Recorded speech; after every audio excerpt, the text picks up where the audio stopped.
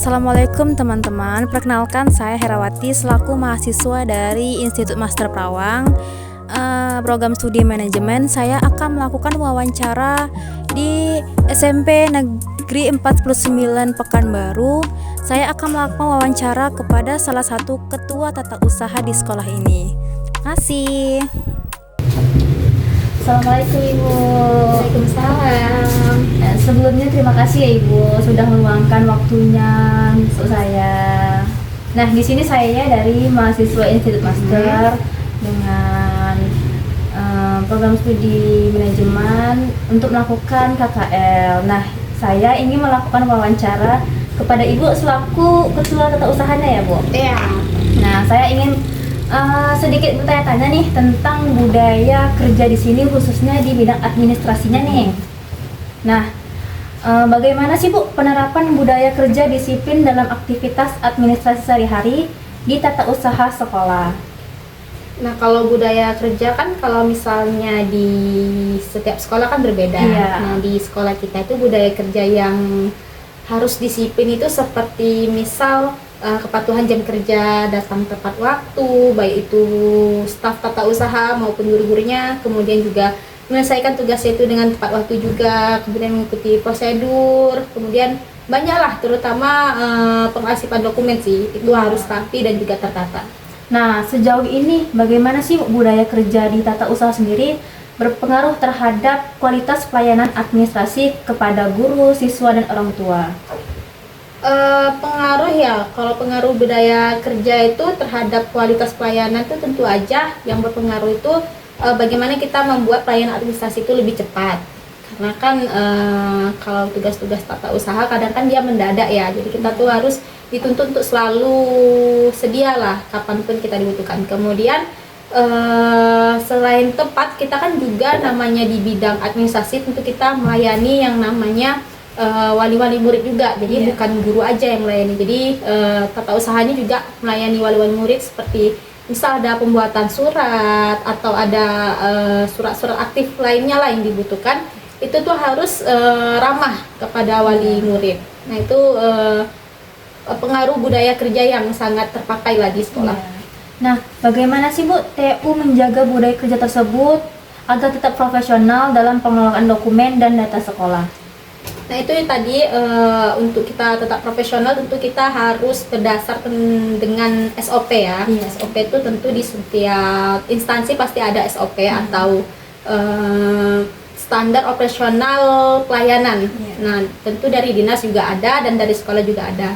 Terus kemudian dokumennya itu harus sistematis, tertata. Kemudian tidak boleh kita tuh asal-asal membuat dokumen. Kemudian untuk dokumennya juga kita harus menjaga kerahasiaan. Jadi tidak semua orang itu berhak mendapatkan dokumen yang sudah kita buat gitu. Karena kan hanya orang-orang yang berkepentingan yang bisa dapatkan dokumen tersebut. Kemudian meningkatkan kompetensi staf. Contoh kita ikut-ikut pelatihan BIMTEK ataupun pelatihan seperti pelatihan apa ya? Mungkin pelatihan untuk tata usaha lah. Kemudian juga pelatihan administrasi digital dan lain sebagainya. Nah, tantangannya apa sih Bu dalam menghadapi penerapan budaya kerja tersebut agar tetap konsisten gitu dalam administrasi sekolah itu? Untuk konsisten mungkin kita tantangannya di beban administrasi yang tinggi sih. Contoh yang tadi saya bilang, kita tuh harus selalu sedia gitu kapanpun kita dibutuhkan, karena memang arsip-arsip dokumen ini kadang ada yang diminta dinas itu mendadak, kemudian juga keterbatasan SDM. Kadang kan kita cuman di sekolah ini kan cuman dua staf ya. Jadi dibandingkan dengan siswa dan guru tuh sangat berbanding terbalik gitu jumlahnya. Kemudian juga tentang peralihan ke sistem digital. Kalau kita kan setiap tahunnya pasti ada perubahan dan ada juga namanya aplikasi-aplikasi yang terbaru atau update gitu. Nah, itu sih kita harus mengikuti aplikasi-aplikasi tersebut untuk itulah ya, mengikuti perkembangan zaman. Kemudian perbedaan kedisiplinan individu dengan guru-guru dengan cara komunikasi dan juga pembinaannya itu perlu sih kita tingkatkan, itu tadi tantangannya. Nah, dengan penerapan kebudayaan tadi, gimana sih Bu peran kepala sekolah dalam membentuk dan memperkuat budaya kerja tersebut? Peran kepala sekolah tentu sangat penting ya, Iya. bagi apalagi bagi bawahan seperti kita ini staf tata usaha. Peran kepala sekolah itu kan sebagai namanya kepala tentu menjadi panutan. Nah, perannya itu sebagai teladan dan pengarah lah bagaimana kita mengikuti sikap-sikap dia, kemudian juga melalui pembagian tugasnya bagaimana, kemudian evaluasi kinerjanya, serta kita harus mendapat namanya dukungan, baik itu dukungan secara mental, sarana prasarana untuk memperkuat budaya yang ada di sekolah kita. Nah, bagaimana sih Bu evaluasi budaya kerja tersebut dilakukan untuk meningkatkan kualitas administrasi sekolah? Evaluasi kualitas administrasi sekolah itu banyak ya contohnya, cuman yang paling sering kita terapkan di sekolah kita itu salah satunya adalah rapat.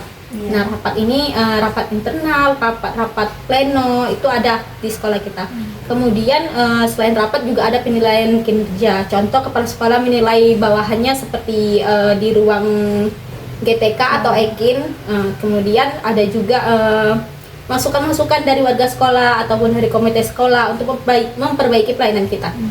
Nah, Ibu nih sebagai ketua tata usaha, apa sih Bu harapannya terhadap pengembangan budaya kerja tata usaha di masa mendatang dalam mendukung kemajuan sekolah?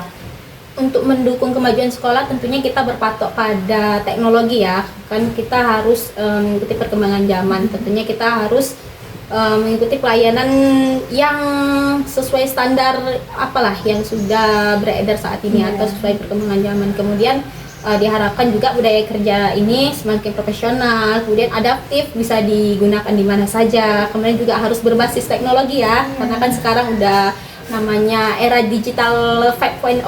Kemudian juga harus berorientasi kepada pelayanan yang baik sesuai dengan SOP-nya. Baik Bu, terima kasih atas wawancara hari ini Iya. sebelumnya.